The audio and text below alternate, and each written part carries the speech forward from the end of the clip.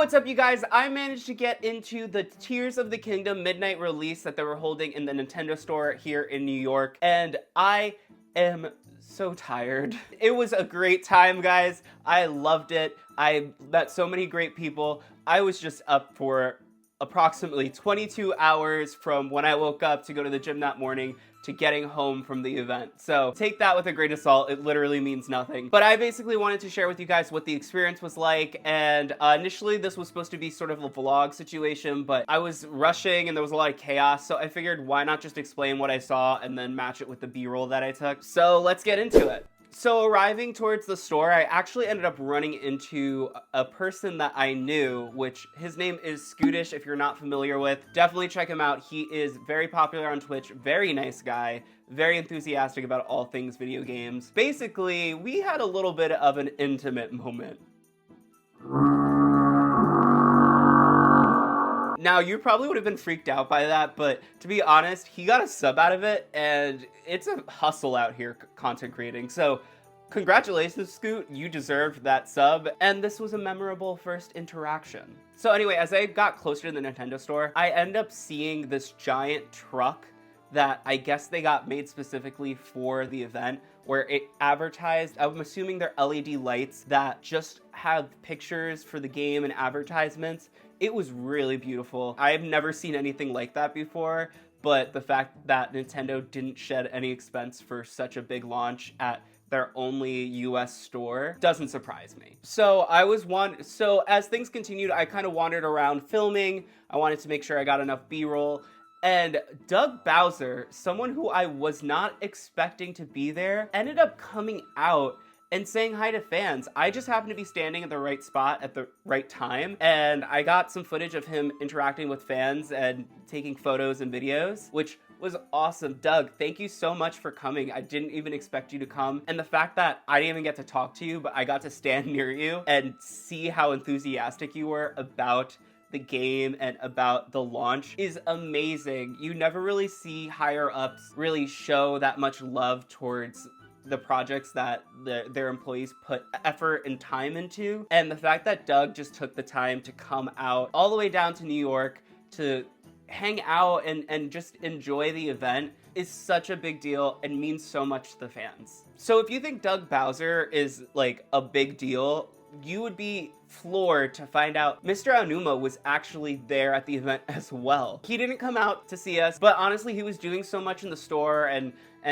doing press stuff and talking to people. It's a game for the franchise he helped create. So obviously he's gonna be a lot busier than the average person, but he did take time to turn around and wave to us, which was awesome. Everybody was freaking out, and he just looked like he was so happy to see the fans there as well. So this is where things took a little bit of a stressful turn for me. So basically, for the midnight release, they had 2 time slots. They had a 12 a.m. and then they had a 1 a.m. slot. The website wasn't properly prepared for the amount of people trying to book this event and crashed for a lot of people. And when they were tweeting the links and stuff for you to try to get your ticket and your spot for the launch, they actually had to pull everything down. And then later on, they were tweeting when things were back up. I was sitting for an hour and a half just refreshing. I didn't want to risk it. And I actually got the site to load maybe 2 minutes before when they ended up tweeting that the site was back up. By that point, midnight was sold out. So all I had left was 1 a.m.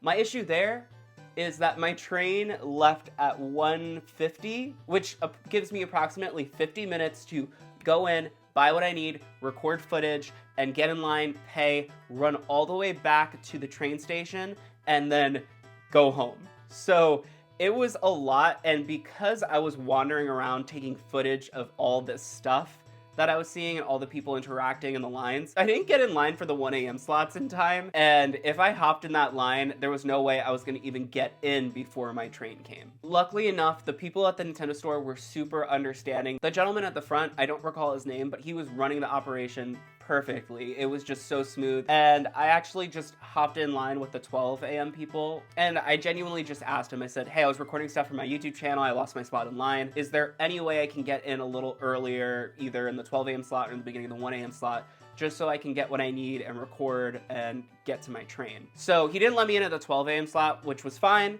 But he said, if you wait until 1, I'll let you in right at 1. That was enough for me. I was like, okay, that gives me more than enough time, or just enough time to get what I need. So, mind you guys, this footage might be a little bit all over the place because I was rushing. Basically, 1 o'clock came around and he let me in, and Nintendo didn't really decorate too crazy for the event. They had, obviously, their special areas for merch. They had a table where you can get a bunch of freebies, which, again, I was rushing and I forgot to stop and get pins and other stuff.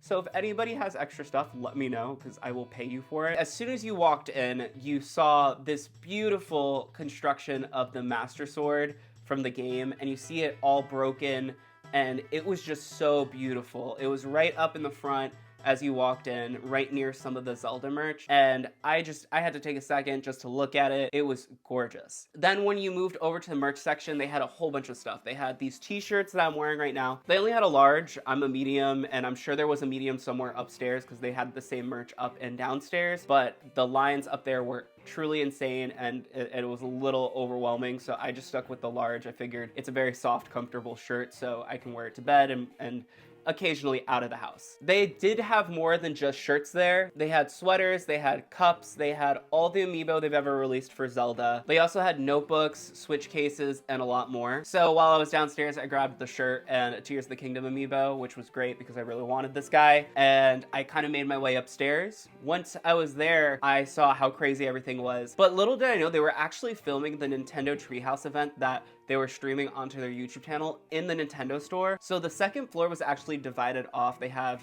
typically they have game demos and all that in one section, but they kind of section it off so the Treehouse people could set up their stage, their lighting. It was a lot and it was beautiful. And then as I got up there, I realized that they actually brought the Link statue that they showed off at PAX East and then eventually moved to one of the GameStops here in New York. They brought it all the way to the Nintendo store just for the Treehouse. So they were packing up, and I managed to get a closer look at the statue, which you're probably seeing right now. Let me tell you, I cannot explain how beautifully constructed that statue is and how nice it looks. I wish I could just like take it and bring it home because it is so well done. You could tell Nintendo doesn't spare any expense when it comes for their IPs and their launches, especially because it brings that kind of energy. When you see the love and care that this company puts into their IPs, their fans, you really know they greatly care, not just about the money, but about the people who enjoy their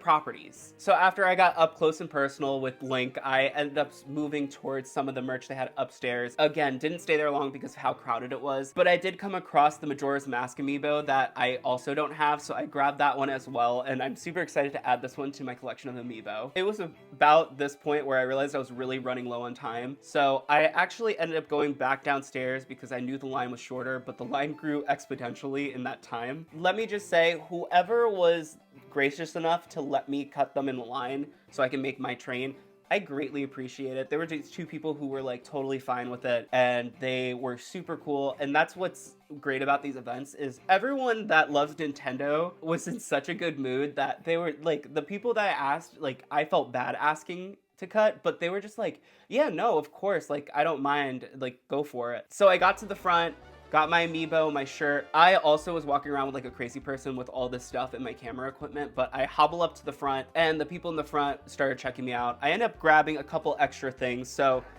first off, I ended up getting this Legend of Zelda Tears of the Kingdom themed Pro Controller.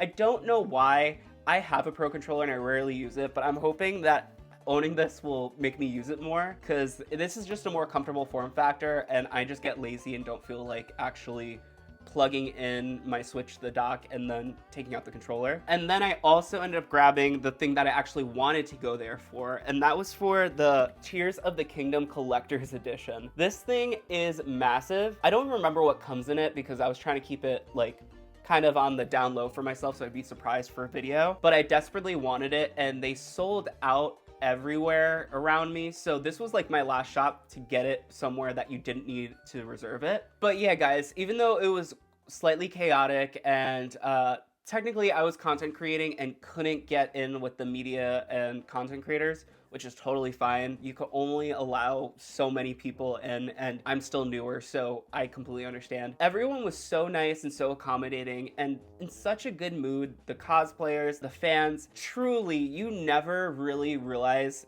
how big a single property could be to a person and how it can connect people. And you just got that sense with everyone there. Everyone just was in a good mood, was so happy, so excited for the anticipated game. And I don't blame them. I'm so excited. I wish I could open this now, but I'm gonna make a video later unboxing all this stuff that I showed you throughout this video. So that should probably go up around Tuesday. I was going to try to edit it this weekend, but I'm so burnt out that I'm going to edit this current video and then record the unboxing and edit it later. To all the people that ended up helping me out, thank you so much again. It was such a blast. And to all the content creators that just let me hang out around them because I was overwhelmed and didn't know where to go, like Skootish and Jyggy, thank you again so much. I really do appreciate it. And I hope to see you guys at future events. Hopefully next time in the media side as opposed to a guest that just got a pass. But we'll see. Things take time. People grow.